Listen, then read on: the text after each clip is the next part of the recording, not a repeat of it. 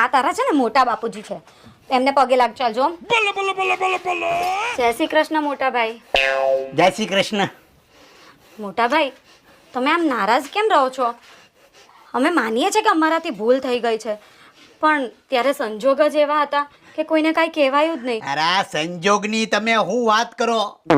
નાના ભાઈએ વાહેની ગલીમાં રહોડું ચાલુ કરી નાખ્યું અને કીધું નહીં આ 9 વર્ષનો ભૂલકો આવી ગયો. ત્યાં સુધી તમે જણાવ્યું નહીં, તમે આ સંજોગની વાત કરો છો?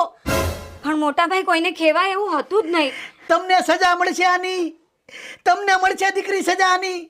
અને સજા ઈ છે કે તમારી કોઈ માસીની, મામાની, ફોઈની કોઈ દીકરી હોય તો તમારા જેઠનું એમાં કરાવો. યાદ કરો કોક માસીની દીકરી હશે, ખૂણા ખાસરે યાદ કરો કોક કુંવારી દીકરી હશે. એવું તો કંઈ યાદ નથી આવતું. અને હા, હતી, પણ બધી પરણી ગઈ. હે? પાકું?